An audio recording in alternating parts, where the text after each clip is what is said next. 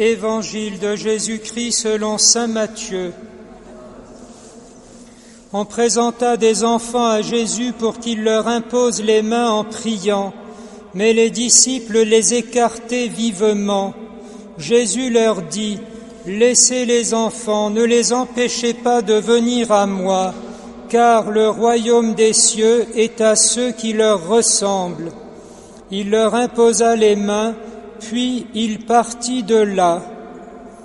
Chers frères et sœurs, rappelons que nous sommes dans la lecture cursive de l'Évangile selon saint Matthieu. Donc ce petit épisode avec les enfants fait juste suite à ces paroles puissantes du Seigneur Jésus contre le divorce et pour la famille. On comprend alors tout simplement que tout ce que nous faisons pour les enfants nous rapproche du royaume de Dieu, et tout ce que nous faisons contre les enfants nous éloigne du royaume de Dieu. Et inversement, pour se rapprocher du royaume de Dieu, il faut se mettre au service des enfants et des plus petits. Oui, mais alors pourquoi et ceci et cela? C'est comme cela le Seigneur Dieu souverain a choisi des privilégiés comme des lieux d'humanité où il se rend comme immédiatement accessible. N'oublions jamais la portée salvifique du mystère même de l'incarnation avant le mystère pascal. Le Dieu vivant, le vrai Dieu créateur du ciel et de la terre, s'est complu dans sa sagesse pour nous insondable à devenir lui-même un petit enfant et à vivre notre humanité d'abord dans la sainte enfance. Profitons aussi peut-être de cet épisode pour sonder quel est donc dans les enfants ce qui nous permet de nous rapprocher du royaume de Dieu et nous enseigne même à l'accueillir.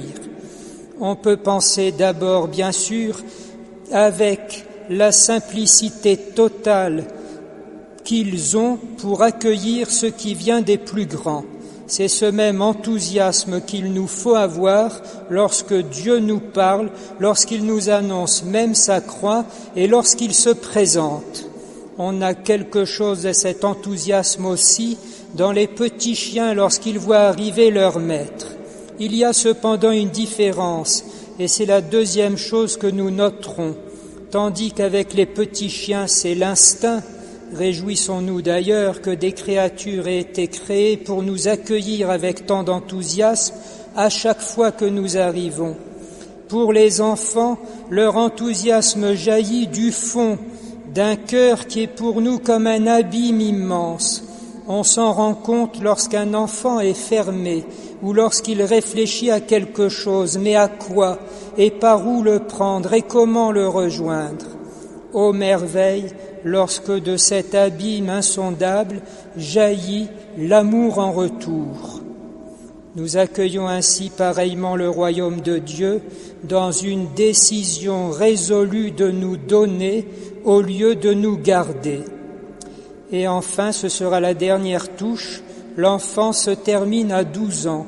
Ensuite vient une période très incertaine, éventuellement tumultueuse, où nous ne sommes plus exactement sûrs de rien, parce que nous ne savons même plus à qui nous avons affaire, jusqu'à nous retrouver comme mûris, et cette fois pour toujours, au seuil de l'âge adulte. Il en est de même du royaume de Dieu ici-bas. Nous ne pouvons jamais vraiment le posséder, et nous pouvons toujours le perdre si nous ne persévérons pas jusqu'à la fin, dans une sorte d'action de grâce qui est en même temps un dépouillement, qui nous oblige à chercher toujours jusqu'au dernier moment la face du Seigneur. Et alors nous serons récompensés de ce que la théologie appelle la vision béatifique, où cet enthousiasme du début deviendra la plénitude éternelle.